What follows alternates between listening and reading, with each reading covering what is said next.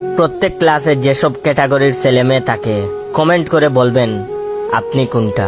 ছেলে সারাক্ষণ মেয়েদের সাথে আর কিছু মেয়ে সারাক্ষণ ছেলেদের সাথে লেগেই থাকে। কয়েকটা এলিয়েন থাকে যারা নিজের বাপ মায়ের নাম ভুলে গেলেও স্যারের অ্যাসাইনমেন্ট করতে ভুলে না।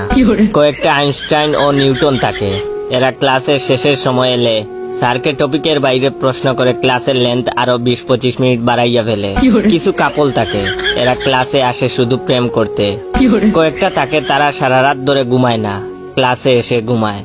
আবার কয়েকটা থাকে এরা কারোর সাথে কথাই বলে না, যেন শেষ সোসাইটির বাইরের মানুষ বা রোহিঙ্গা। আবার কয়েকটা থাকে বাচাল, ক্লাসের সবার কানের 12টা বাজানোই তাদের একমাত্র উদ্দেশ্য। আবার আরো কয়েকটা থাকে দেবদাস, তাদের মুড সব সময় মে ফিরবি তুমগো চাওগা এর মতো হয়ে থাকে।